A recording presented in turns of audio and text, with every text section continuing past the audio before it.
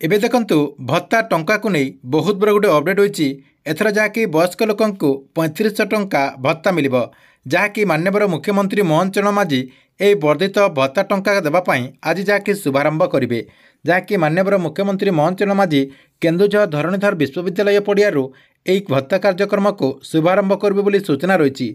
देखंतु जो मानकु 80 वर्ष ऊर्ध्व होतिबो या सहित जो माने भिन्नक्षम रहिचंती तांकर भिन्नक्षम प्रतिशत 80% रु अधिक थिबो सेमाने जाकी 3500 टंका भत्ता पाई पारिबे बोली सूचना रही।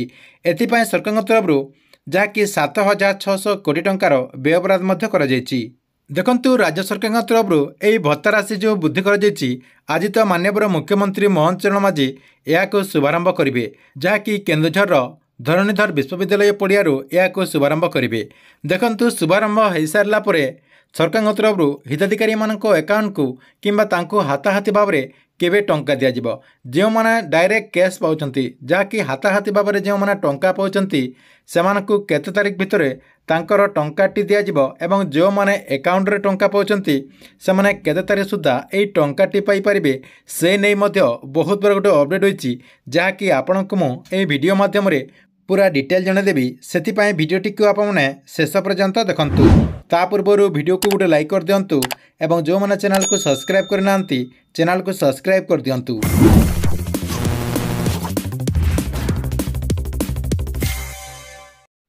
देखंतु राज्य सरकार जो भत्ता राशि वृद्धि करछंती से भत्ता राशि क्यों मानक मिलिबो, जो मानक 80 वर्ष होइछि ता सहित जो मैंने 80% रु अधिक भिन्नक्षम थे से जहाँकि सरकार तरफरु यही वर्धित 3500 टंका दिज्व।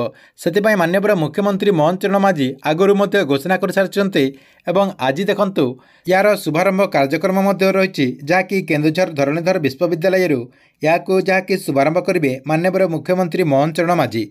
देखंतु शुभारंभ हो सारा पर जो मैंने डायरेक्ट आपणकर कैश मध्यम टंका पाउथिले सेमानकु केते तारीख सुधा तांको जहाँकि 3500 टंका दिज्व, जहाँकि सरकार तरफरु सेमानकु कैश मध्यम केते तारीख रे दिज्व।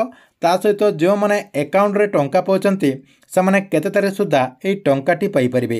देखंतु जो मानकु कैश मध्यम टंका दि जाउची आपण समस्ते जानथिबे जे आपणकर ए जो भत्ता राशि दि जाउची 15 तारीख रे अधिकांश लोकंको जहाँकि टंका दि जाय थाए। आपणकर कैश मध्यम 15 तारीख रे आपणक पंचायत किंबा आपणक अंचल रे जोटी जे आपणकर भत्ता दि जाउची सेठी जाकि आपण जाकि भत्ता टंकाटा आणुचंती।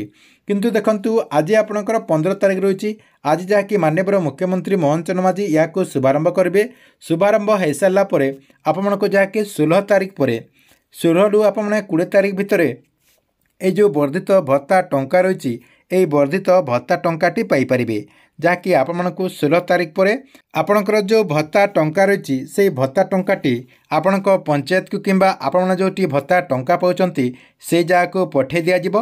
पठे दि सारा पर आपण जहाँकि 16, 17 और आपणकर 20 तारीख भितर आपको जहाँकि से जगार कैश मध्यम ये टंकाटी दिज्व।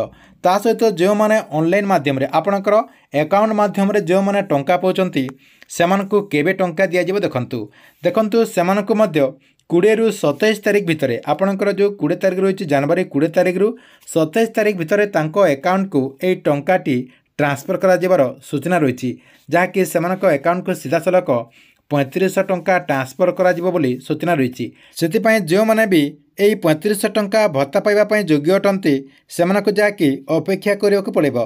जो मैंने कैश मध्यम टंका पाँच से जहाँकि 20 तारीख भितर टंका पाई परिबे एवं जो मैंने अकाउंट मध्यम टंका पाँच से जहाँकि 27 तारीख भितर यही टंकाटी पाई परिबे। से दिन पर्यंत आपको जहाँकि अपेक्षा करने को पड़ो, आपने निश्चय यही वर्धित 3500 टंका भत्ता पाई परिबे।